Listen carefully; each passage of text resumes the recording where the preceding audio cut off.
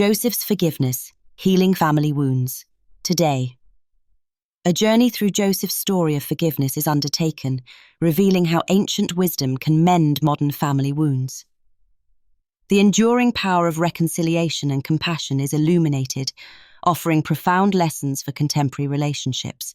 The question for the people of today is this: do you have a family wound that just won't heal? Perhaps an old conflict, a lingering resentment, or a strained relationship that keeps you up at night. What if ancient wisdom held the key to mending those modern family wounds?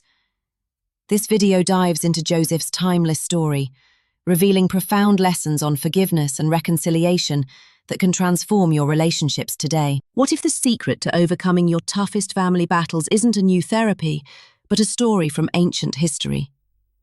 Prepare to be amazed as we connect Joseph's powerful act of forgiveness directly to the challenges you face today.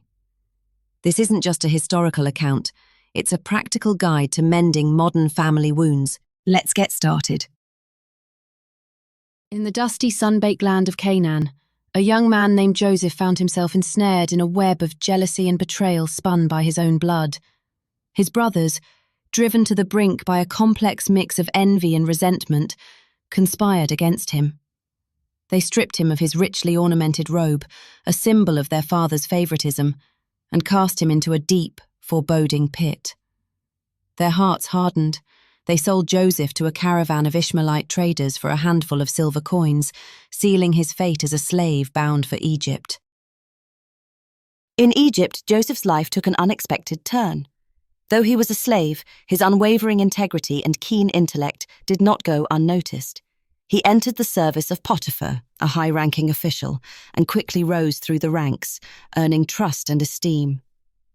However, fate tested him once more when he was falsely accused and imprisoned. Yet even behind bars, Joseph's remarkable gift for interpreting dreams came to light. His accurate interpretations of the dreams of Pharaoh's cupbearer and baker reached the ears of the Pharaoh himself. Pharaoh, troubled by dreams of his own, portents of 7 years of abundance followed by 7 years of famine, summoned Joseph. With divine insight, Joseph not only deciphered the dreams, but also proposed a strategic plan to save Egypt from impending disaster. Impressed by his wisdom, Pharaoh elevated Joseph to the position of vizier, second only to himself, granting him the power to govern the land. Joseph, once a slave, now wielded authority over an entire nation. Years passed, and the famine that Joseph had foreseen stretched its grip beyond Egypt, reaching Canaan. His brothers, driven by desperation, journeyed to Egypt in search of grain.